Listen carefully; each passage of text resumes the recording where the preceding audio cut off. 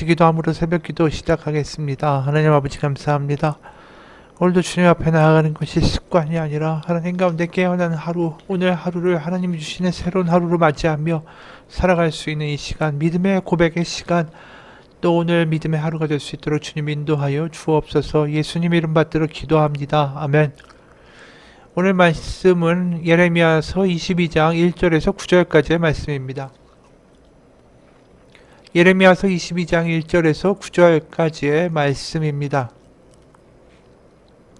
여호와께서 이와 같이 말씀하시되 너는 유다 왕의 집에 내려가서 거기에서 이 말을 선언하여 이르기를 다윗의 왕위에 앉은 유다 왕이여 너와 내 신하와 이 문들로 들어오는 내 백성은 여호와의 말씀을 들을지니라. 여호와께서 이와 같이 말씀하시되 너희가 정의와 공의를 행하여 탈취당한 자를 압박하는 자의 손에서 건지고 이방인과 고아와 과부를 압제하거나 학대하지 말며 이곳에서 무죄한 죄를 흘리지 말라. 너희가 참으로 이 말을 준행하면 다윗의 왕위에 앉을 왕들과 신하들과 백성이 병과 말을 타고 이 집 문으로 들어오게 되리라. 그러나 너희가 이 말을 듣지 아니하면 내가 나를 두고 맹세하노니 이 집이 황폐하리라. 여호와의 말씀이니라. 여호와께서 유다 왕의 집에 대하여 이와 같이 말씀하시니라. 내가 내게 길르앗 같고 레바논의 머리이나 내가 반드시 너로 광야와 주민이 없는 성읍을 만들 것이라. 내가 너를 파멸할 자를 준비하리니 그들이 각기 손에 무기를 가지고 내 아름다운 백향목을 찍어 불에 던지리라.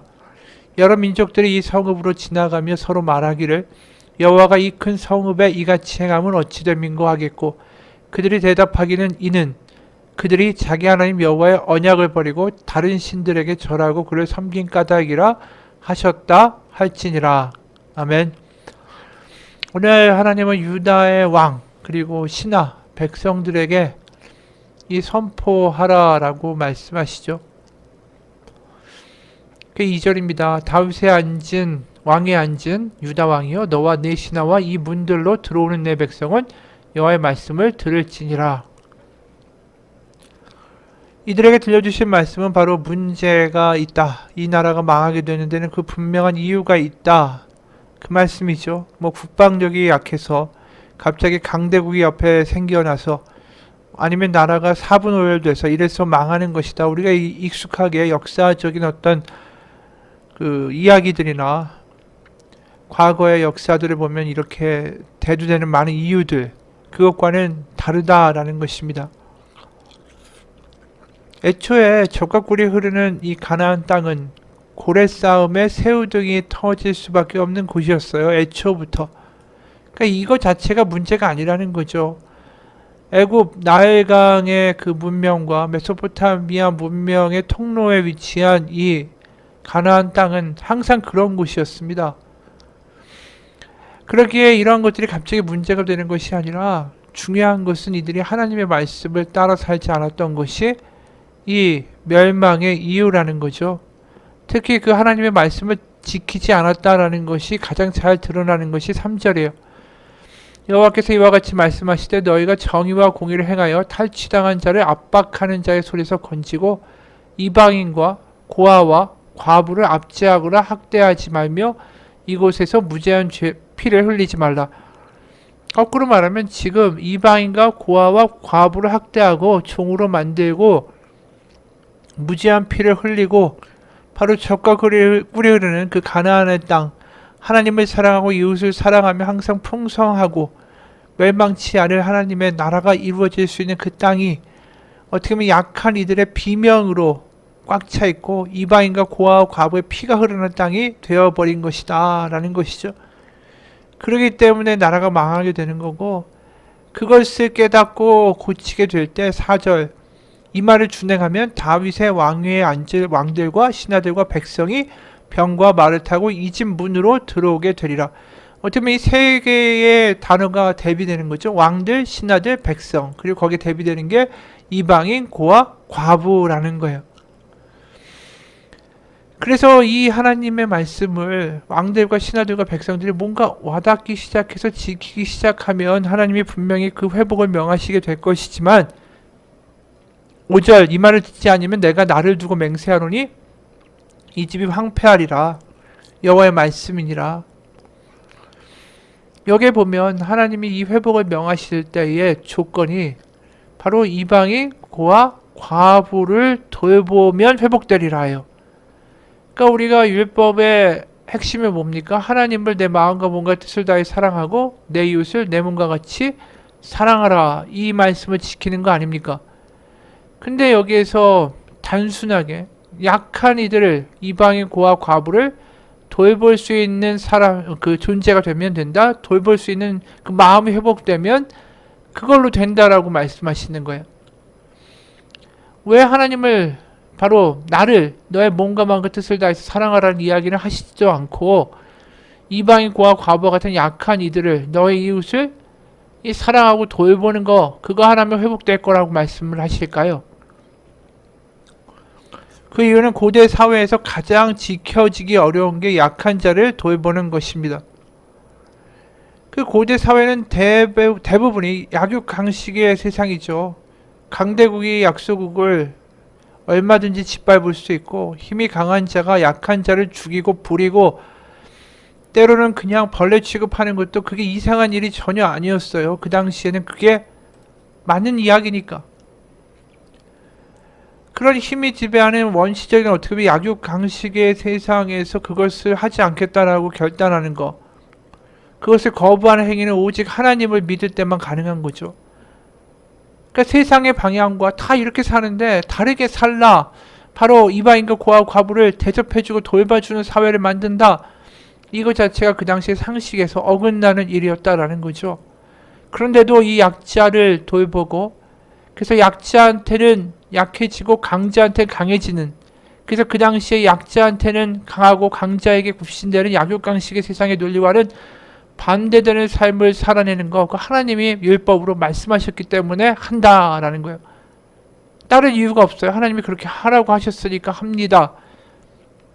이건 당연히 하나님을 사랑하고 하나님을 귀히 여기기 때문에 하는 거 아닙니까? 다시 말해서 그 약자들을 돌보고 잘 보살피는 것이 하나님의 말씀이 잘 지켜지는지 아닌지를 정확하게 알 수 있는 리트머스 시험지가 되고 있다는 것입니다. 그러니까 그 믿음이 제대로 되고 있는가는 약자한테 어떻게 하는가가 거기서 잘 드러난다라는 거예요. 야고보서에도 이런 말씀 나옵니다. 야고보서 2장 1절부터 13절까지 내용을 보면 1절, 내 형제들아 영광의 주 곧 우리 주 예수 그리스도에 대한 믿음을 너희가 가졌으니 사람을 차별하여 대하지 말라. 그러니까 믿음을 가졌다면 사람을 차별할 수 없다라는 거죠. 행동으로 드러나는 것이. 2절, 만일 너희 회당에 금가락지를 끼고 아름다운 옷을 입은 사람이 들어오고 또 남루한 옷을 입은 가난한 사람이 들어올 때에 너희가 아름다운 옷을 입은 자를 눈여겨보고 말하되 여기 좋은 자리에 앉으소서 하고 또 가난한 자에게 말하되 너는 거기 서 있든지 내 발등상 아래에 앉으라 하면 너희끼리 서로 차별하여 악한 생각으로 판단하는 자가 되는 것이 아니냐. 13절, 긍휼을 행하지 아니하는 자에게는 긍휼 없는 심판이 있으리라. 긍휼은 심판을 이기고 자랑하느니라. 결국 이 가짜 믿음이라는 거예요. 약한 자에 대해서 경홀히 여기는 거, 이게 가짜 믿음이다. 그러니까 올해와 같은 맥락이죠. 야고보서나 예레미야서나 똑같은 이야기를 하는 것입니다. 우리의 믿음이 드러나는 가장 큰 리트머스 시험지, 그게 약자를 어떻게 대하는가의 이야기라는 것이죠. 절에도 했던 어느 집사님의 이야기입니다. 종로 5가역에 내려 급히 교회를 가던 중이었다. 나의 바쁜 걸음을 멈추게 하는 한 여자가 있었다. 그녀는 금방 울 것 같은 얼굴로 간청했다. 창원까지 급히 가야 하는데 지갑을 잃어버렸어요. 차비를 빌려주시면 집에 가서 빌린 돈을 꼭 붙여드릴게요. 그녀의 사정이 딱해 보였지만 내 수중에는 단돈 10,000원밖에 없었기 때문에 난처해졌다. 사정은 딱하지만 제 주머니에 여윳돈이 별로 없었어요. 아무래도 창원 가는 여비는 안 될 것 같아요. 그러자 그녀는 줄 수 있을 만큼만 달라고 했다. 그래서 나는 가지고 있던 10,000원을 그녀에게 주고 교회로 급히 발걸음을 옮겼다.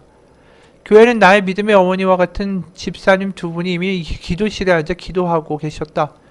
나는 교회 다른 일을 보다가 기도실로 다시 들어선 순간 아연질색하지 않을 수 없었다. 낯익은 여자가 그 집사님들 곁에 앉아 있는 게 아닌가. 다름 아닌 조금 전 종로 5가역에서 나에게 창원 가는 여비를 보태달라던 그 여자였다. 나는 집사님에게 눈을 찡긋거리고 손짓 발짓까지 동원해가며 그 여자에게 돈을 주지 말라고 무언의 신호를 보냈다. 그러나 그녀는 사기꾼이다라는 나의 암시를 알아차리지 못했는지 나와 눈이 마주쳤는데도 그 집사님은 그녀의 손을 잡고 간절히 기도를 시작하는 게 아닌가. 그녀는 자기를 위해 땀을 비오듯 흘리며 간절히 기도하는 그 집사님의 기도가 언제나 끝나나 하는 표정으로 찌푸리며 앉아 있었다. 땀과 눈물로 애통하며 기도하던 집사님은 한술 더 떠서 이번엔 지갑에서 돈을 꺼내 그 여자에게 쥐어주었다. 그리고는 꼭 예수 믿고 구원받으세요. 하나님은 당신을 무조건 사랑하신다오. 다음에 또 오구려 하고 당부하며 극진히 배웅했다. 나는 어처구니가 없었다. 그래서 생글생글 웃고 있는 그 집사님에게 책망하듯 말했다. 아이, 집사님도 참, 그 여자 말은 다 거짓말이라니까요. 조금 전에 제가 종로 5가역에서 저 여자 만났어요. 창원 가야 하는데 지갑 잃어버렸다고 저한테 고속버스 여비를 구걸했단 말이에요. 집사님, 사기꾼에게 깜짝같이 속은 거예요. 그런 사기꾼에게 돈을 또 왜 그렇게 많이 주세요? 그녀에게 속아 우리들의 순수한 마음이 농락당하고 배신당한 걸 생각하니까 분하고 억울해서 그 여자를 잡아다가 따끔하게 혼내야겠다라고 마음먹었다. 이때 나의 지긋하신 집사님이 아직도 눈물이 그대로 맺힌 채로 대답했다. 알아. 나도 잘 알고 있어. 그녀가 거짓말하고 있다는 건 나도 알고 있었지. 나도 아까 종로 5가역에서 저 여자에게 차비를 주고 왔거든. 그녀가 차비를 요구할 때 주고 오면서 왠지 마음속으로 석연치 않았어. 돈만 주고 올 게 아니라 예수님을 만나게 해 주어야 할 텐데 안타까웠던 거지. 그랬는데 그녀가 종로 5가역에서 제 발로 우리 교회 안으로 들어온 거야. 만약 내가 종로 5가역에서 차비 얘기를 꺼냈다면 그녀는 예수님을 전도받기도 전에 달아날 수밖에 없잖아. 속은 게 아니라 속아주는 거지. 어떤 동기로 교회 왔든지 교회 온 사람은 예수 믿게 하려고 하나님이 보내주신 거 아니겠어? 그녀가 가장 불쌍한 영혼이지. 자기의 죄를 알지도 못하니 얼마나 불쌍해. 하나님 그래도 그녀를 참 많이 사랑하시나 봐. 그래서 교회에 온 거 아닐까? 나는 그 여자가 꼭 예수님 믿고 구원받게 해달라고 주님께 또 기도해 보려고 해. 그 말에 나는 부끄러움과 민망함으로 얼굴을 들 수가 없었다. 집사님은 예배실에 무릎을 꿇고 앉아 자신이 오히려 중한 죄인인 것처럼 그녀를 대신해 가슴을 치며 회개하고 간구하는 것이었다. 그 집사님은 그 후에도 그녀의 이런저런 핑계와 거짓말을 다 알면서도 속아 넘어가 주었다. 그녀가 올 때마다 변함없이 지갑을 열고 돈을 주었고 다음에 또 오구려 하면서 융숭이 대접하였다. 그녀는 그 집사님의 용서와 사랑에 채 7번을 못 넘기고 어느 날 거대한 사랑의 보자기에 얼굴을 파묻고 통곡하고 회개하였다. 그녀는 자원에서 우리 교회에서 식당 일과 청소 굳은 일을 도맡아 봉사하였다. 그 후에 신학을 공부해서 지금은 중국 전역을 선교하는 선교사가 되었다. 그렇죠. 다른 사람을 어떻게 대하는가에서 진정한 믿음의 능력이 드러나는 거 아닙니까? 이방인과 고아와 과부를 어떻게 대하는가가 그 사회의 믿음의 실력이라는 거죠. 바로 예수님이 그렇게 오신 거 아닙니까? 머물 곳이 없어서 동물의 구유에 태어나신 어떻게 보면 가난한 자의 모습으로 이 땅에 오신 게 예수님 아닙니까? 그 예수님을 어떻게 받아들이는가, 그게 그 당시에 이스라엘의 믿음의 실력이었던 거죠. 여러분, 우리가 하나님한테 나아갈 때 우리의 소원과 우리의 거룩과 우리가 하나님 사랑합니다 이렇게 말로 하는 거 좋습니다. 그게 나쁜 게 아니에요. 당연히 할 수 있는 거죠. 하지만 그게 믿음의 다는 아니라는 것이죠. 그래서 하나님이 우리의 응답하시고 살아계신다라는 걸 우리 가운데 알려주신다면 우리는 그런 하나님의 말씀대로 반응할 수 있는 삶을 살아야 되지 않을까요? 하나님을 이용만 하는 게 아니라 하나님을 사랑한다면 그분의 말과 그분의 부탁에 반응하고 움직이고 살아갈 수 있어야 하는 거 아닐까요? 오늘 그 이야기 하시는 거 아닙니까? 남유다, 너의 믿음이 너희가 나를 정말로 사랑한다면 주변에 이방인과 고아와 과부를 돌보라. 그리하면 네가 내 말이 들리는 것을 내가 알 것이다. 오늘도 우리의 믿음 가운데 삶에서 믿음이 드러나는 삶을 살고 있는지 한번 돌아보길 원합니다. 같이 기도하겠습니다. 하나님 아버지, 우리의 신앙이 하나님의 말씀, 하나님의 그 살아계심이 절절해서 하나님을 위하여 무언가를 하기를 원하고 하나님의 말씀에 반응하기 원하는 믿음의 수준까지 가기 원합니다. 아직도 하나님이 계신가? 하나님이 내 기도를 들으시는가? 그리고 갈팡지팡하고 아직도 하나님 안에 굳건하게 그 믿음의 반석에 서지 못한 우리를 하나님 용서해 주시고 하나님의 믿음의 반석 위에 서서 하나님의 말씀대로 반응하며 살아가는 믿음의 열매를 맺어가는 우리 인생 되게 도와주옵소서. 예수님의 이름 받들어 기도합니다. 하늘에 계신 우리 아버지, 아버지의 이름을 거룩하게 하시며 아버지의 나라가 오게 하시며 아버지의 뜻이 하늘에서와 같이 땅에서도 이루어지게 하소서.